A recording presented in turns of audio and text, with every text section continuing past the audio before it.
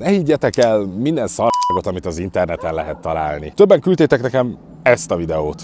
A videón az látszik, hogy kigyullad egy beltéri egység, de olyan helyen, ahol igazából se elektromos bekötése nincsen, se forgóalkatrésze, semmi olyan, ami föl tudna úgy hevülni önmagától, hogy az kigyulladjon. Úgyhogy vissza fogok menni az irodába, és megmutatom nektek a beltéri egységnek ezen pontját. Oké, mint láthatjátok, a beltéri egység a videón ezen a ponton gyullad ki. Az égvilágon nincs itt semmi. Itt van egy mókuskerék, meg ott van mondjuk a kondenzvíz tálca, ami igazából még oltaná is a dolgot.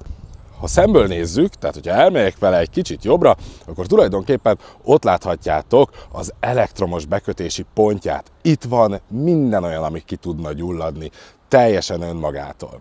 Úgyhogy én arra gyanakszom, hogy ott egy elektromos hiba van, egy kötéshiba, és ebből adódik ez az egész tűz, amit ilyen látványosan sikerült felrakni, ahelyett, hogy megpróbálná eloltani, inkább fölvette, mert ez egy baromi jó ötletnek tűnik, tehát majd a biztostól kifizeti, vagy nem, mert lehet megnézi ő is ezt a videót. Szóval, hogy ahelyett, hogy megpróbálná eloltani, ő inkább hagyja, hogy hagyj égjen, legyen nézettsége a dolognak, és igazából félrevezet titeket. Figyeljetek arra oda, hogy milyen tartalmat fogyasztotok, mert ez veszedelem.